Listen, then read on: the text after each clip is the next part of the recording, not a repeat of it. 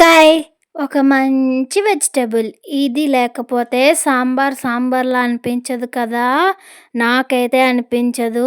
మీలో ఎంతమందికి ఇది అనిపిస్తదో కామెంట్ సెక్షన్‌లో చెప్పండి. ఈ ఆనపకాయతో రోటి పచ్చడి ఎలా చేయాలో చెప్పేస్తాను నేను.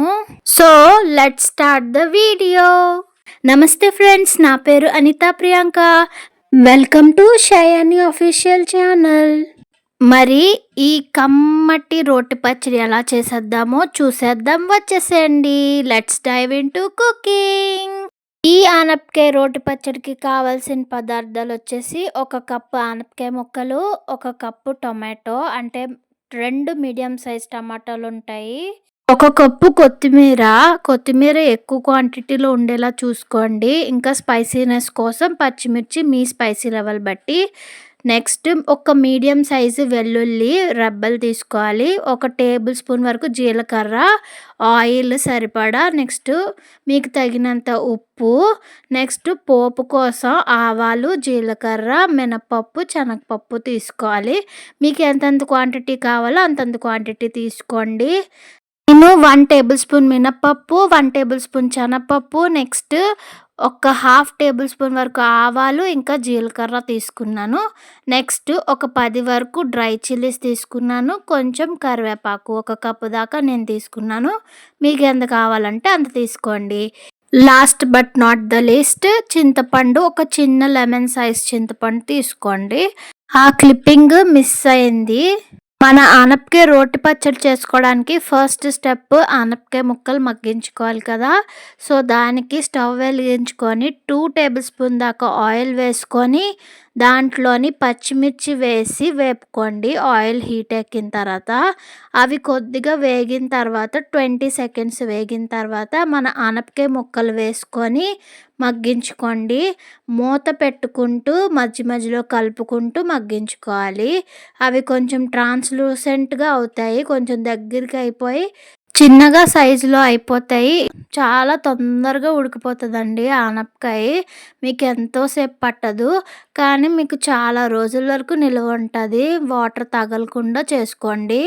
ఈ పచ్చడి రోట్లోని దంచుకోవడానికి చూసుకోండి, లేని వాళ్ళు మిక్సీ యూస్ చేసుకోవచ్చు, కానీ రోటిలో దంచితే చాలా మంచి టేస్ట్ వస్తుందండి. ఇప్పుడు మన ఆనపకాయ ముక్కలు వేపినవి తీసేసుకోండి ప్లేట్లోకి. అదే కళాయిలో మళ్ళీ ఆయిల్ వేసుకోండి 2 టేబుల్ స్పూన్ దాకా. ఇది రోటి పచ్చడి, నిల్వ పచ్చడి కాబట్టి ఆయిల్ కొంచెం ఎక్కువనే పడుతుందండి. సో ఆయిల్ వేసుకొని హీట్ అయిన తర్వాత మన టమాటా ముక్కలు వేసుకొని కొంచెం చింతపండు కూడా వేసుకోండి. ఫస్ట్ టొమాటో ముక్కలు ఒక 20 సెకండ్స్ వేపిన తర్వాత అప్పుడు చింతపండు కూడా వేసుకొని మగ్గించుకోవాలి. టమాటా ముక్కలు మనకి మెత్తగా అయిపోవాలి. మూత పెట్టి మగ్గించుకోండి, త్వరగా అవుతుంది మనకి. కంపల్సరిగా ట్రై చేయండి. నేను చెప్పిన కొలతలతో చెప్పినట్టు చేసుకోండి, వస్తుంది. దీంట్లో టిప్స్ ఇవ్వడానికి ఏమీ లేదండి, చాలా సింపుల్. కొత్తగా వంట రాని వాళ్ళు కూడా చేయొచ్చు. సో ఇలా మగ్గించుకుంటే సరిపోతుంది. ఇలా మగ్గించుకున్న టమాటా ముక్కల్ని కూడా సైడ్కి తీసుకోవాలి. ఈ పచ్చడి చాలా ఈజీగా వచ్చేస్తుంది, పైగా ఎంతో టేస్టీగా కమ్మగా ఉంటుంది. నెక్స్ట్ స్టెప్, లాస్ట్ స్టెప్ వచ్చేసి మనం వేపుకున్నవన్నీ రోల్లో వేసి రుబ్బుకోవాలి. నా దగ్గర రోలు లేదండి, ప్రజెంట్ అవైలబుల్గా లేదు. సో నేను మిక్సీ జార్లో వేసాను. ఫస్ట్ మిక్సీ జార్లోని మనము మగ్గించుకున్నాం కదా టొమాటో ముక్కలతో పాటు చింతపండుని, ఆ చింతపండుని వేసుకొని దాంట్లోని మన ఆనపకాయ ముక్కల్ని వేసుకోవాలి. వేసుకున్నాక సాల్ట్ యాడ్ చేసుకోండి మీ టేస్ట్కి తగ్గట్టు. నేనైతే పచ్చడికి సరిపడా సాల్ట్ మొత్తం ఇందులోనే వేస్తున్నాను. వేసిన తర్వాత రుబ్బుకోవాలి. మనం రోట్లో వేస్తే ఎలా రుబ్బుతామో అలాగే కచ్చా పచ్చగా కొంచెం ముక్క మిగిలేలాగే రుబ్బాలండి. రుబ్బిన తర్వాత అందులోనే మనం మగ్గించుకున్న టొమాటో పీసెస్ ఉన్నాయి కదా, అవి కూడా యాడ్ చేసుకోండి. టొమాటో పీసెస్ యాడ్ చేసిన తర్వాత అది ఒక్క తిప్పే తిప్పాలండి. తిప్పిన తర్వాత కొత్తిమీర వేసుకొని ఇంకో తిప్పండి. ఎక్కువ తిప్పకండి, లేదంటే స్మాష్ అయిపోతుంది. స్మాష్ అవుతే రోటి పచ్చడిలాగా అనిపించదు. సో అలా చేసుకున్న దాన్ని పక్కన పెట్టుకొని నెక్స్ట్ ఫైనల్ స్టెప్ మనం పోపేసుకోవడానికి కళాయి పెట్టుకొని అందులోని 3 టేబుల్ స్పూన్స్ దాకా ఆయిల్ వేసుకొని వేడి చేసుకోండి. వేడైన ఆయిల్లోని 1 టేబుల్ స్పూన్ శనగపప్పు, 1 టేబుల్ స్పూన్ మినపప్పు, మీకు స్పైసీనెస్కి తగినంత ఎండుమిర్చిని వేసుకొని వేపుకోండి. అవి దోరగా వేగిన తర్వాత దాంట్లోనే కొంచెం కరివేపాకు వేసుకొని వేపుకోవాలి. అందులోని ఆవాలు కూడా వేసుకోవాలి. ఆవాలు తీయడం చూపించలేదు, వేసుకోండి మర్చిపోకుండా. వేసుకొని వేగిన తర్వాత మన పచ్చడి ఉంది కదా, గ్రైండ్ చేసుకున్న పచ్చడిని వేసుకొని మగ్గించుకోవాలి. ఎంతవరకు మగ్గాలంటే ఆయిల్ సెపరేట్ అవ్వాలండి, పైకి ఆయిల్ తేలాలి. తేలిన వరకు వేపుకోండి, అప్పుడే నిలవ ఉంటుంది పచ్చడి. మీకు ఆవాలు ఇష్టం లేకపోతే అది స్కిప్ చేయొచ్చు, ఏం టేస్ట్ డిఫరెన్స్ రాదు, అయినా సరే పచ్చడి బాగుంటుంది. సో ఇప్పుడు చూసారు కదా, నేను 1/2 టీ స్పూన్ దాకా పసుపు యాడ్ చేసుకున్నాను. ఇది ఆప్షనల్, పసుపు యాడ్ చేసుకుంటే మన హెల్త్కి చాలా మంచిది. సో నేను యాడ్ చేశాను అనమాట. అది వేసుకున్నాక మగ్గించుకోండి బాగా, ఆయిల్ సెపరేట్ అవ్వాలి.